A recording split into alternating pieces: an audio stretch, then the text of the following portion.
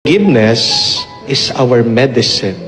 Yan ang gamot sa mga nakapanakit sa iyo dahil sa kanilang kasalanan. Pinapaalala sa atin ng Diyos, keep on forgiving. Magpatawad ka. Lalong-lalo na pag humihingi siya ng tawad. Minsan napakarami sa atin. Very unfair, hindi na makatarungan. Humihingi na nga ng tawad sa iyo, ayaw mo pang patawarin. Bakit? Mga ibang mag-asawang ganyan. Nagmamakaawa na, nagpapakumbaba na. May tinatago pa rin sa kanilang isip at puso yung ginawa ng kanilang mga asawa. That's unfair. Patawad ka. Move on. Kung hindi mo makalimutan yung kanyang ginawa, that's okay.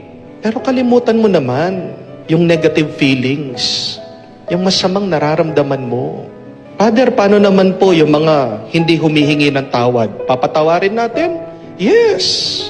Bakit?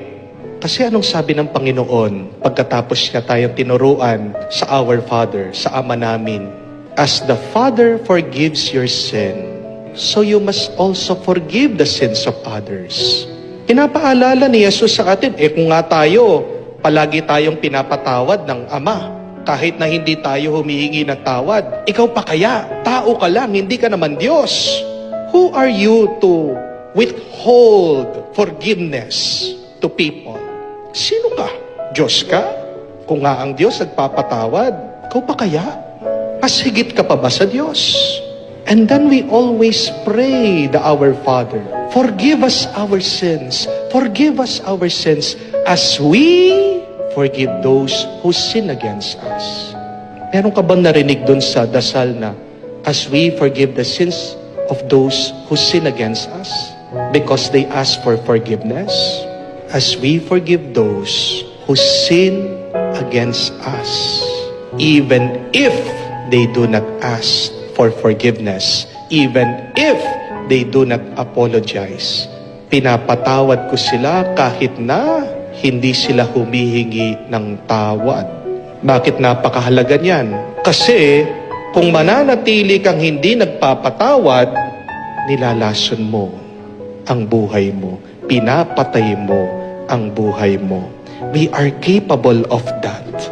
We are capable of destroying ourselves. Kayang-kaya yan ng isip mo, kayang-kaya yan ng puso mo. But your soul deserves to be happy. Your soul deserves to be at peace. Walang ibang gamot ang sakit ng loob. Walang ibang gamot ang hinanakit. Walang ibang gamot ang galit, kung hindi ang pagpapatawad. Forgiveness is the medicine of a soul who is angry, full of resentment. Father, baka hindi na po matuto. Do not worry. Because it is not our job to take revenge, to punish people. Di nyo narinig ang Panginoon? Wala namang kasalanan ng hindi napaparusahan.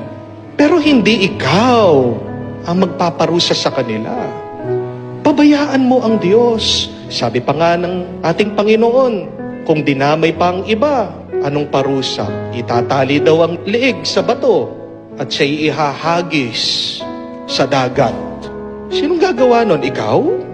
Bibili ka ng lubid sa hardware pagkatapos para kang cowboy? Tatali mo doon sa liig niya? Tatapon mo sa ilog? Tatapon mo sa dagat? How? Ayun yun. It's not your job to punish people for their sins. It is the Lord.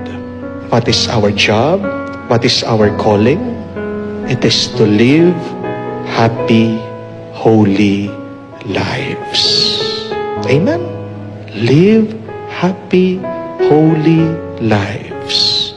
And you cannot live a happy, holy life having anger, having resentment in your heart, in your mind, and in your soul.